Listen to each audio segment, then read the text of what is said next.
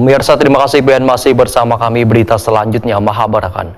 Badan Pengawas Pemilu Bawaslu Kalimantan Selatan memberikan pembekalan pada penyandang disabilitas dalam menggunakan hak pilihnya pada pemilu 2024. Menariknya, dalam kegiatan yang mengangkat tema hak wan kebutuhan penyandang disabilitas pada tahapan pemungutan wan perhitungan suara pemilu tahun 2024 ini, disediakan pula penerjemah dengan menggunakan bahasa isyarat. Badan Pengawas Pemilu Bawaslu Kalimantan Selatan memberikan pembekalan pada penyandang disabilitas dalam menggunakan hak pilihnya pada pemilu 2024.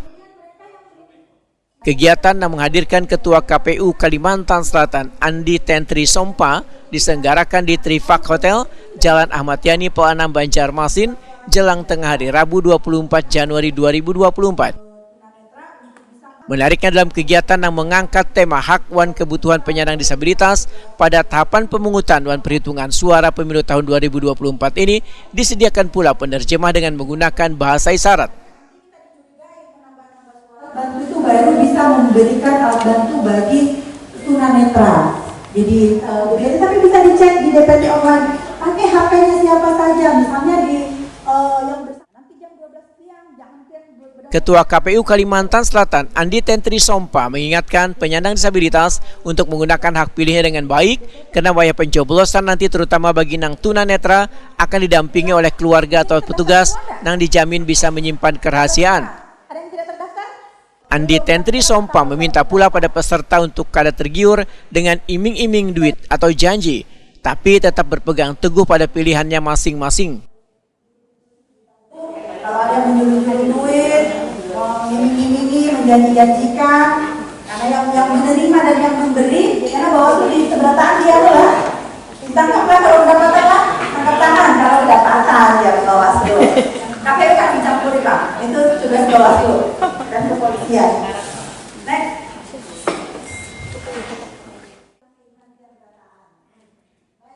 Ketua Bawaslu Kalimantan Selatan Aris Mardiono Wahitakuni Prima TV memedahkan negara memberikan perlakuan yang sama pada siapapun untuk memperoleh hak pilih wan hak dipilih.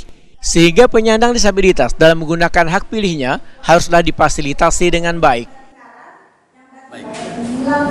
Contohnya pada saat pemungutan penghitungan suara, kan di dalam DPT itu ada keterangan pemilih yang disabilitas, apa disabilitasnya, tunadaksa, tunarungu atau dan seterusnya. Yang itu nantinya kami akan sampaikan kepada kawan-kawan pengawas TPS agar pada saat nanti KPPS itu mendirikan TPS itu memperhatikan pemilih yang penyandang disabilitas, sehingga agar kawan-kawan disabilitas itu bisa mengakses bilik suara tanpa harus secara mandiri, tanpa harus didampingi pihak lain.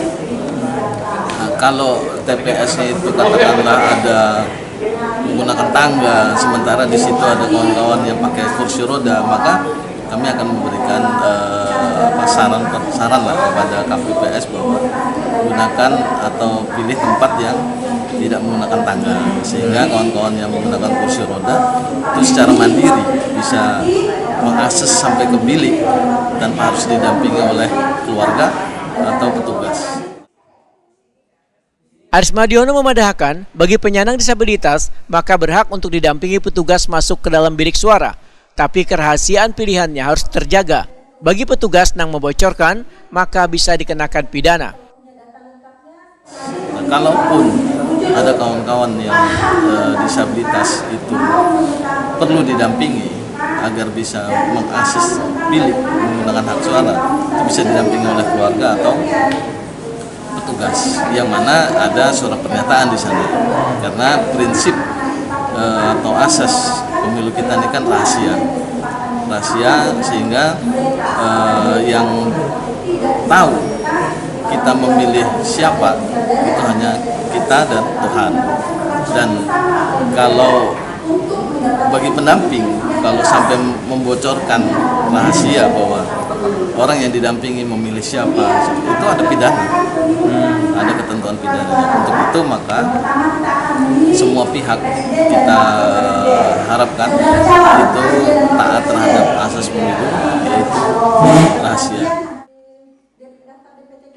Adis Mardiono berharap melalui kegiatan ini maka bubuan disabilitas memperoleh pemahaman dalam menggunakan hak pilihnya.